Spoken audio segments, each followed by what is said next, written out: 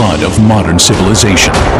But our gas-fueled journey is approaching the end of the line. We are in an SUV headed down a bumpy road toward a cliff. More and more, we're gobbling up oil faster than we can pump it out. And what happens when the wells run dry? The world descends into a giant global recession, and people start pushing other people trying to get at the last of the oil. That will very quickly ignite the last war we'll ever fight. The struggle for oil could mean the end of civilization. The four horsemen: war, famine, pestilence, and death. Oil apocalypse on Mega Disasters.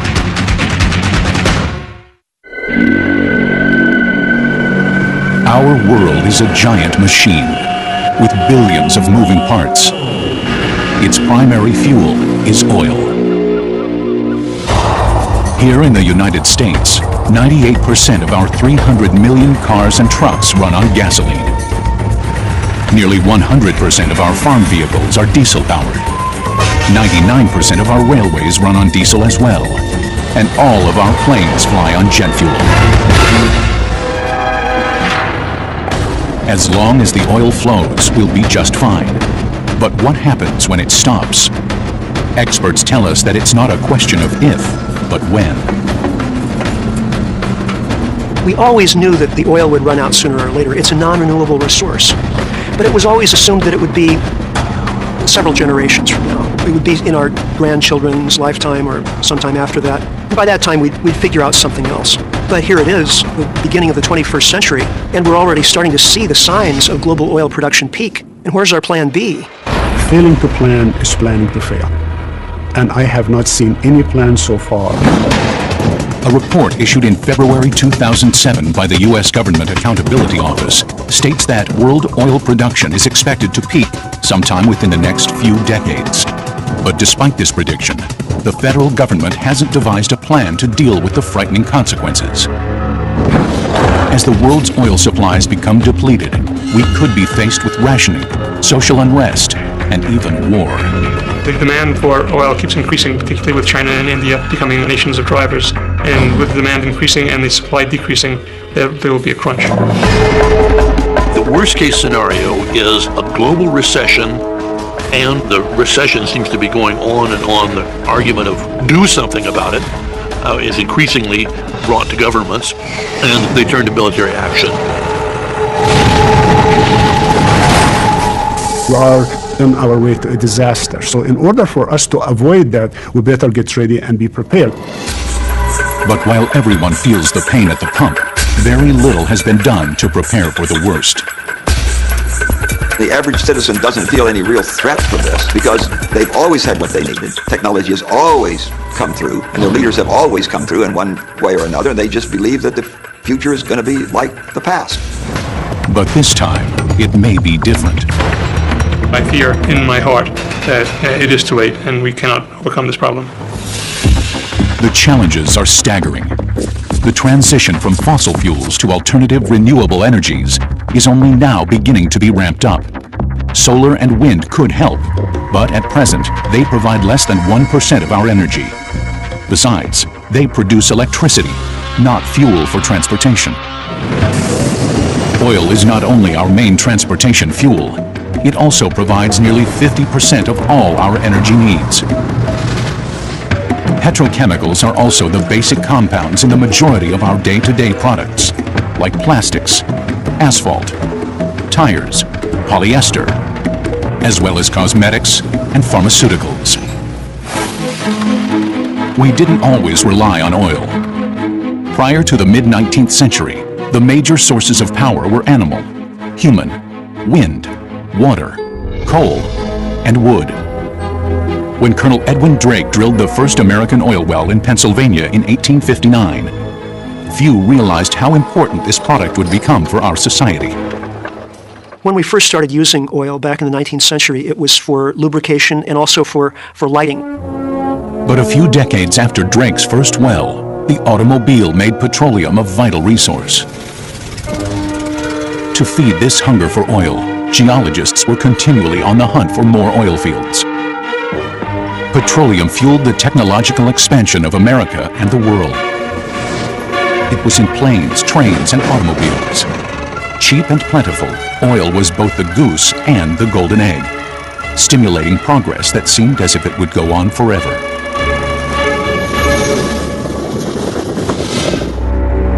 But in the 1950s, a crack appeared.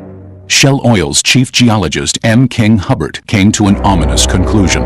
In 1956, he made a prediction that the U.S. dominance in oil would come to an end around 1970, when our ability to extract oil from U.S. wells would start to decline.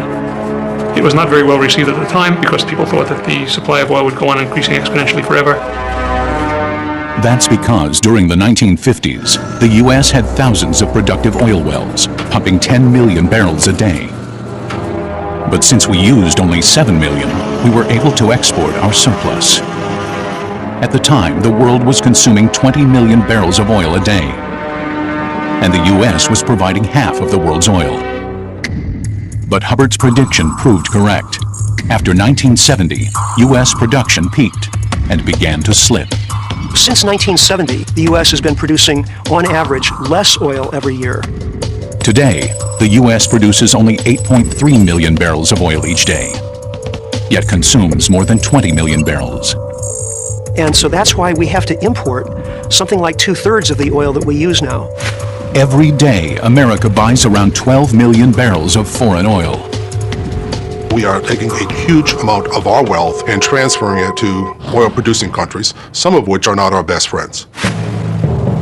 Not only are the U.S. and many European and Asian nations relying on foreign oil, much of that oil is getting harder to obtain. We haven't run out of oil. What we've run out of is readily accessible, high-quality, low-cost oil. There will be oil around for another 100, 150 years. Ever more difficult to get, ever more costly. There was a second part to Hubbard's prediction. He calculated that world oil production would peak during the early part of the 21st century and slide into permanent decline. Some experts today believe his peak oil theory has already been confirmed. It's much like the story of the boy who cried wolf. And people learn not to pay attention, but at the end of the story, the wolf really does show up. And at the end of the story, the wolf really will show up in the fact that oil will run out. Despite this, for decades we've been increasing our dependence on oil. Part of us understands that oil can't be forever. And yet we're kind of addicted to this infrastructure, this culture that we're in. People have left the cities and they've left rural areas. There's been huge economic growth in the suburbs and the exurbs. And driving a car is not discretionary. This is how you get to work, do your shopping, go to school. The car is really part of how people live. And they like to do that particularly in big SUVs, which are fast and comfortable and people think are safe. And now, as China, India, and other developing nations are rapidly industrializing, they're creating an energy-hungry consumer class. As oil production inevitably begins to max out, there will be less to go around, with dire consequences. I just can't imagine societies willingly accepting an enormously decreased quality of life when they have a huge military that could get the oil. Many experts worry that with transportation, industry, agriculture, and communications grinding to a halt, the result could be a desperate scramble for the basic necessities of life. Region against region, nation against nation.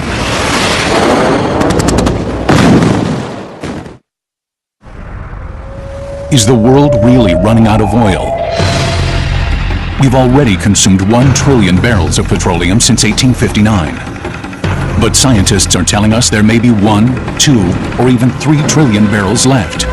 So should we be alarmed?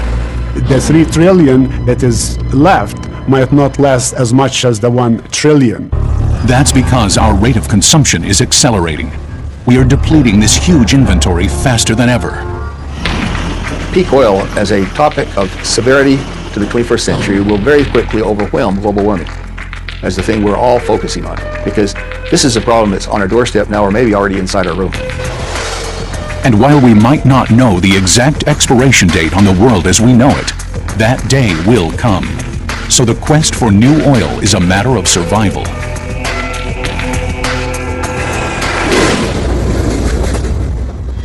Petroleum is typically found deep within the earth. Tens of millions of years ago, tiny plants and sea creatures died and fell to the ocean floor and were covered by sediment. Over thousands of centuries, the mass of organic material went through a chemical transformation.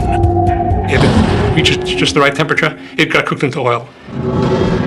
If the oil becomes trapped within the sedimentary layers by a layer of rock, it forms a reservoir.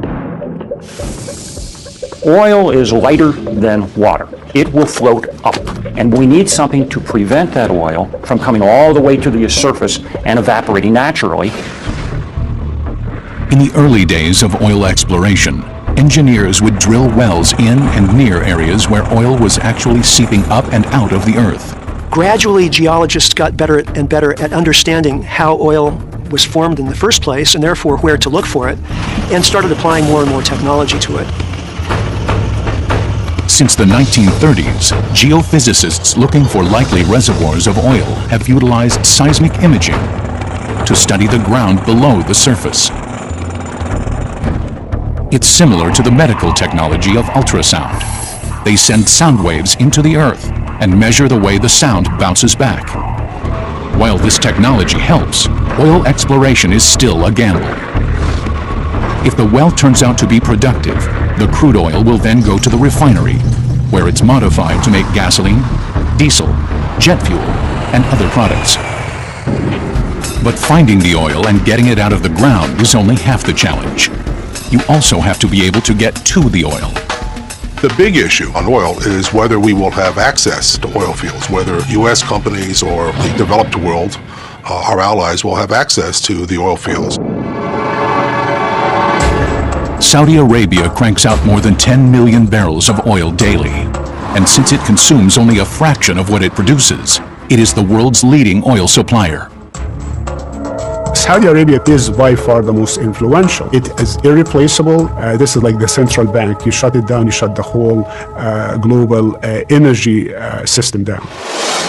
Some experts, including Houston investment banker Matthew Simmons, believe that Saudi Arabia has already reached peak oil production and that its current rate of export cannot be maintained. Based on his research and laid out in his book, Twilight in the Desert, he claims Saudi Arabia has inflated its oil reserves from 160 to 260 billion barrels.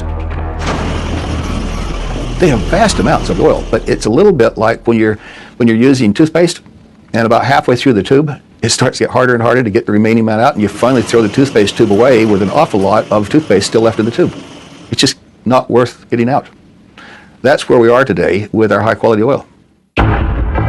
Conventional wells typically can only extract about 1/3 of the oil that's in a specific field.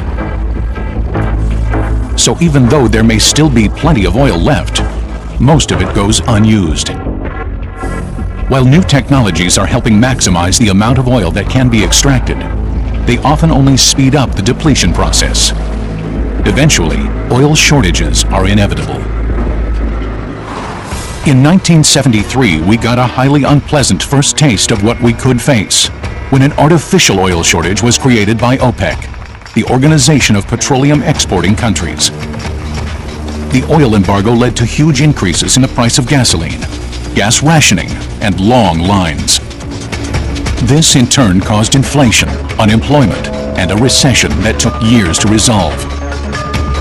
American consumers responded by rejecting gas guzzlers and briefly becoming infatuated with smaller, more fuel-efficient cars. But other countries took a more proactive approach.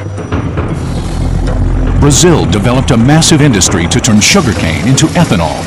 Today, most of Brazil's 3 million cars run on either ethanol or gasohol, a combination fuel product. What Brazil did was exactly what other countries ought to have done, and that is to look for sources of energy which you controlled, which was in your country. But after oil prices stabilized in the 1980s and 90s, American consumers lost their interest in fuel efficiency. With the return of cheap oil came a turn toward gas-thirsty SUVs and high-powered cars. In recent years, however, the price of oil has shot back up again, and the oil-rich Middle East is more unstable than ever. Americans all want to have energy independence, although they don't understand what that means. They want to reduce the dependence on the Middle East. They'd like greater efficiency, but they don't want pain. Now, many experts are wondering if this is the right time to expand the use of ethanol in America. For years, the U.S. has included ethanol in most of its gasoline to avoid engine knock. It comprises about 10% of most U.S. gasoline.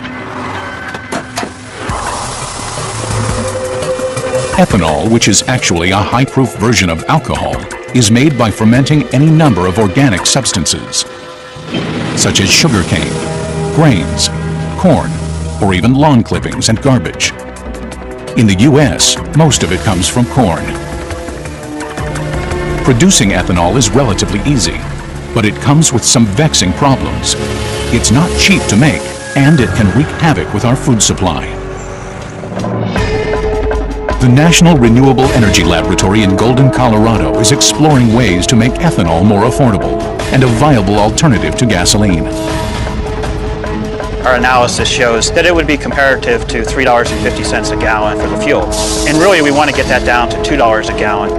And that's really the research that we're doing at this facility, is specifically improving the fermentation and the other processes to greatly reduce this cost of producing this fuel. But since ethanol requires so much energy to make and causes pollution, many experts view it as only a temporary fix to our energy problems. On our current slate of things we're working on, we're having a passionate love affair with ethanol. That is a real bad product. So strike that one off the list. The hope now is that we can develop other alternative energies before our world comes crashing down. Oil won't last forever, and the days of the gasoline-powered automobile may be numbered.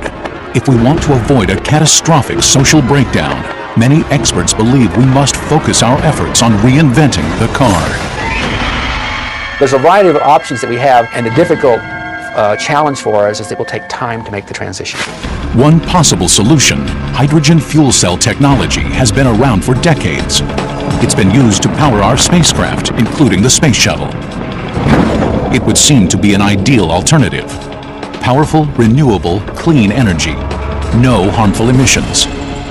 Many of the car companies are investing in hydrogen fuel cells and saying that we'll have commercial hydrogen cars in the next decade or two. At the National Renewable Energy Lab in Colorado, scientists are helping to develop this new technology. This demonstration model shows how it works. It starts with sunlight coming in, producing electricity through a photovoltaic solar cell. That then uses electricity in an electrolyzer, which splits water, which is H2O, into hydrogen and oxygen. It then separates the hydrogen and oxygen and feeds them back into a fuel cell, producing electricity, water, and heat. And that then can provide the power for a car. So simple, so elegant. There are just a few hitches. For one thing, the price. Demonstration models of fuel cell cars currently cost up to $1 million.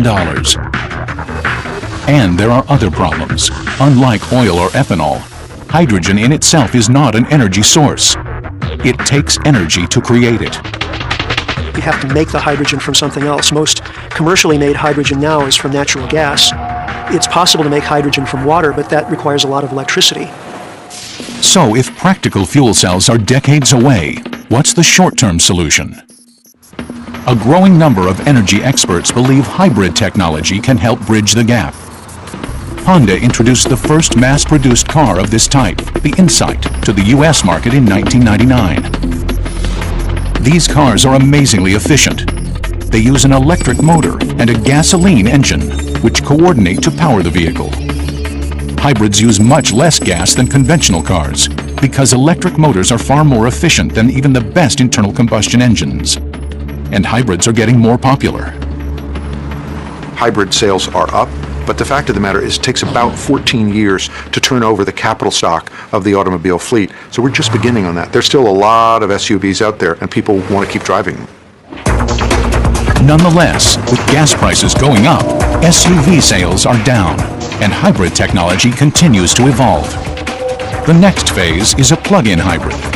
Charged up overnight, it could take the average commuter on a 40-mile round trip, using only the vehicle's electric motor without reverting to gasoline power. A special feature of a plug-in hybrid is that you have more battery capacity, and you're able to go 10, 20, 30, 40 miles, depending on the battery size and capacity. The challenge now is to develop batteries that pack a bigger bang of energy and last longer. Meanwhile, fully electric cars, previously introduced by General Motors 10 years ago, are making a comeback. The Detroit automaker promises to roll out a production model of its concept car, the Volt, within a few years. While this may sound like good news on the surface, a closer look reveals that any kind of electric car will be accompanied by a whole new set of challenges. Where do we get all the extra electricity? And the most likely source, of course, is coal, because that's where we're getting most of our electricity now. If we have an electric power plant that's based on coal, it generates a great amount of carbon dioxide and unfortunately mercury as well, which is currently put into the atmosphere. This causes climate change. But the development of new technology may provide a solution. There are several ways we can deal with that carbon dioxide. In a big plant, it is not terribly difficult to capture the carbon dioxide. It's expensive, but not difficult. Instead of allowing the carbon dioxide to be released up into the atmosphere, it can be piped down deep into the earth for permanent storage. Experts hope this will allow us to burn coal cleanly. Clean coal technology would be one of the pillars, if you will, of any long-term national energy policy. Even nuclear energy, with its potential for dangerous reactor failures and radioactive waste that lasts thousands of years, is being reconsidered for expansion.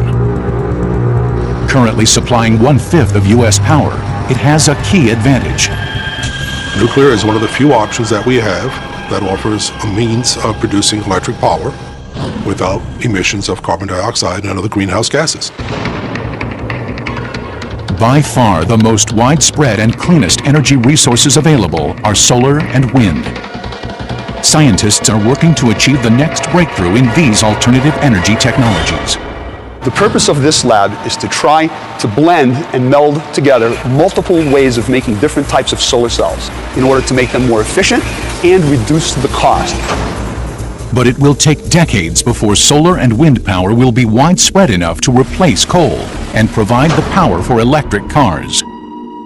The truth is, we are never going to be able to just unplug one thing and plug in another thing, and that is a great myth that Americans continue to have. We need now to have a very aggressive conservation program to buy some time and free up some energy. What are the best risks for the future? Conservation is almost always cheaper and faster to apply than research into energy sources or ramping up alternative energy production. But energy conservation would require a drastic change in a lifestyle dependent upon oil and other fossil fuels. We live like the gods. The energy we use just permits us an incredible quality of life. And of course, the big challenge is, what can we do to preserve the quality of life that we have now? Ironically, the high price of gasoline may actually be helping to motivate conservation and innovation. If you have the higher price, you will have the incentive, if you will, for companies and governments and individuals to invest in energy resources. The high price of oil is, in fact, probably one of the most important factors to getting these alternative technologies in the market more quickly. What is the best solution? There is no one best solution. It's really an array of solutions, a combination. You can either make a comfortable transition now or a very rough transition later. It's doable and you can sustain a good lifestyle. Now, you may not have gigantic multi-ton SUVs for everyone to thunder around in, but it's going to end sooner or later. But for the time being, the gasoline-fueled automobile is the beast with an unlimited appetite. To continue to feed it, the oil companies will have to do everything they can to find new sources of supply. If they can achieve this, they'll help buy us more time to develop alternative energies before it's too late.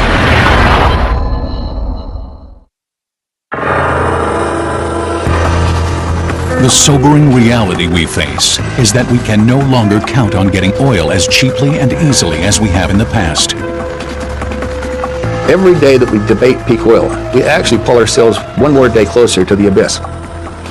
If we wait until we're absolutely certain that oil has peaked, we've missed the boat. We've run out the clock. So geologists and engineers are doing everything they can to extract every last drop of oil. The technologies have evolved dramatically in the last few decades. And of course, that allows us to go to areas that earlier would have been unthinkable. But the challenge is huge. We are seeing discoveries now at very deep formation. We're talking about 40,000 feet. That is in 10,000 feet or deeper water depth. You're getting to the kind of tolerances and the kind of investment that you need for the space program. This is very, very sophisticated stuff. 200 miles off the coast of Louisiana, way out in the Gulf of Mexico, a team of engineers and geologists is working on perhaps the most technologically daring petroleum project ever attempted. Devon Energy, a fossil fuel exploration and development company, is using an advanced scientific technique for deep water drilling. The goal is to get to oil that's 5 miles below the ocean floor. Finding and producing reserves in the United States is key for us. We want to become less and less dependent on foreign oil and gas. Hence, we still have many deep water and unexplored horizons within our own U.S. boundaries. The deepwater Gulf of Mexico being one of the most exciting ones. Each exploratory well costs $100 million. The process is enormously difficult, costly, and risky, but the stakes have never been higher. It could take 6 years to develop this area, at a staggering expense of about $6 billion. But the company's engineers and seismologists are hoping there could be oil reserves containing as much as 15 billion barrels. Another area of great interest is oil sand, also known as tar sand, a mixture of sand or clay water and very heavy crude oil. There are vast reserves of oil sands in Alberta, Canada. Engineers don't drill for this oil, they mine it. It's a mega open pit mining project. Mine the sands, cook them, extract the oil, put the sand back in place as best you can. Partly due to the mining of oil sands, Canada has ramped up production in recent years. It's now become the U.S.'s #1 supplier of imported oil, outranking even Saudi Arabia. But there are drawbacks to this source of oil as well. It is not easy, it is messy, it is costly, and it's environmentally challenging. So there is no free lunch. Another major supplier, Venezuela, has huge deposits of heavy oil. It exports around 2.2 million barrels daily, even though much of it is considered to be inferior to Middle Eastern oil. The quality of oil makes it less attractive in terms of suitability for refining and other application, but Venezuela heavy oil reserve could be running in the hundreds of billions of barrels. The type of heavy oil found there needs more refining than the light crude that comes from the Middle East. But the growing demand has made Venezuelan oil economically attractive. As geologists search everywhere for more petroleum, their attention has focused on the potential of oil shale. First discovered in the early part of the 20th century, oil shale is not liquid. The oil must be withdrawn from solid rock. Oil shale is unborn oil. It's organic inclusions in rocks that sank not deep enough in the earth to be cooked into oil. And so it's not oil. There are vast deposits of oil shale in Colorado. That area holds more oil in the form of oil shale than the total oil reserves of Saudi Arabia.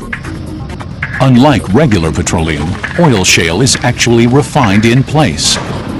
One method being tested is a process in which heated carbon dioxide is injected down into the shale formation. And when it turns to liquid oil, it is then pumped out.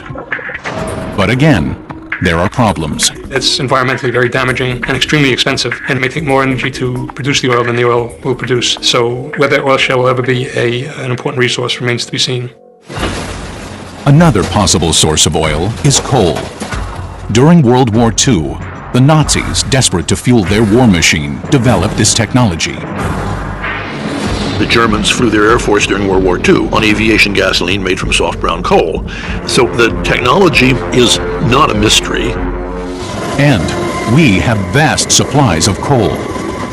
We are the Saudi Arabia of coal in the world. We have massive reserves, and the technology is available to take that coal and make it into high-quality diesel fuel and gasoline.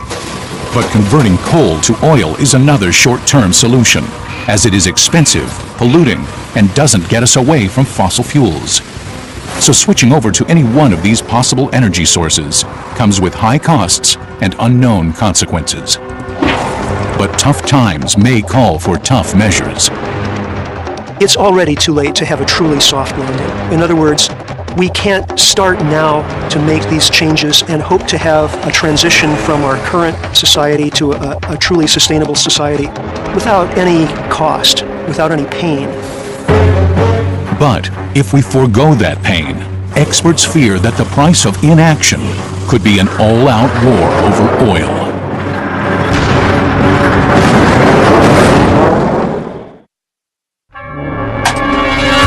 As demand for oil continues to outpace supply, a domino effect of serious developments could propel us toward a tipping point from which we would plunge into social and economic chaos, and worse. There isn't a viable Plan B out there. And the alternative to Plan B, sort of Plan C, is a global recession worse than the Great Depression of the 1930s. The four horsemen of the apocalypse: war, famine, pestilence, and death. Based upon projections by a growing group of energy experts, the following scenario could be our fate in the not-too-distant future. By 2012, an energy-hungry middle class of automobile owners has continued to explode in China, India, and other developing countries. The world's demand for oil has jumped from 84 million barrels a day to 100 million. Producers and refiners cannot keep up. This creates a ripple effect. Nations begin jockeying for position as oil becomes ever more scarce. With oil supplies as tight as they are, a sudden man-made or natural disaster could trigger the unthinkable. My biggest fear, and should be the world's biggest fear, is something similar to September 11 would take place in Saudi Arabia. The Saudi facility at Ras Tanura is the largest terminal in the Persian Gulf. It receives and transports 10 million barrels of oil a day. If Ras Tanura or another major terminal were to be hit by terrorists, the results could be catastrophic.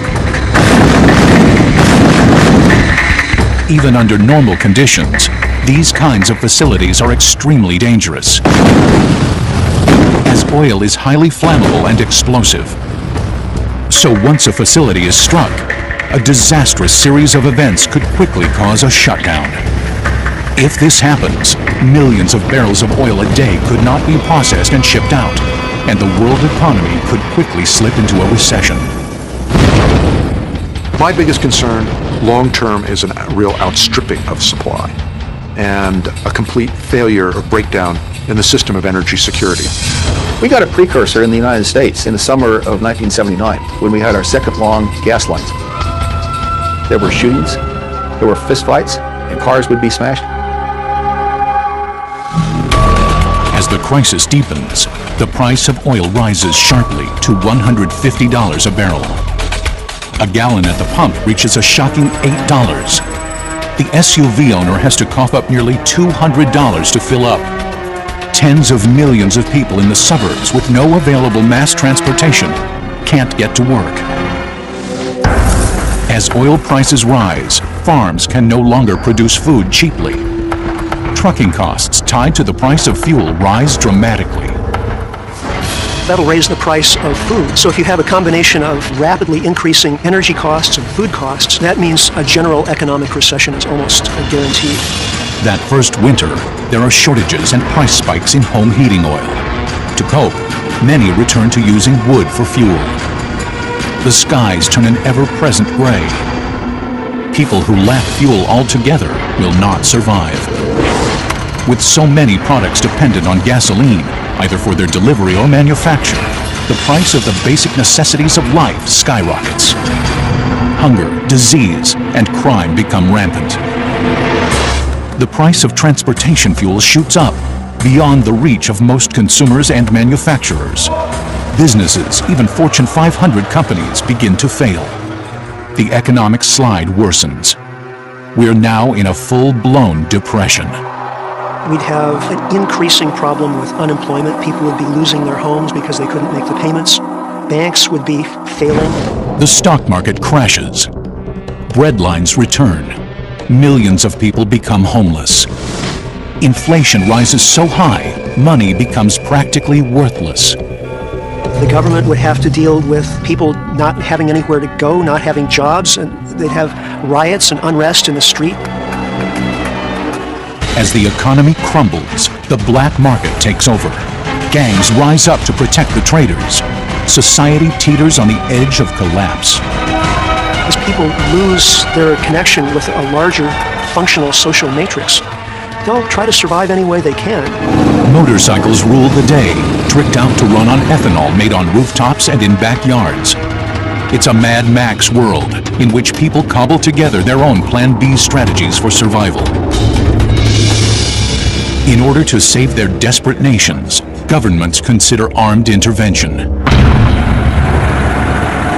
The United States and China have both announced that they will not be denied access to world oil supplies because oil is vital to their economies. And a lot of wars have been fought over less than that. If outside nations invade the Middle East to get to the fields, they may be faced with nuclear weapons the oil-producing nations have procured to defend the last of their oil.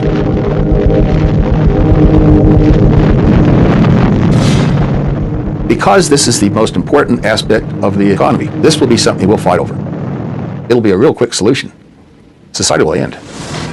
Is this nightmare scenario inevitable?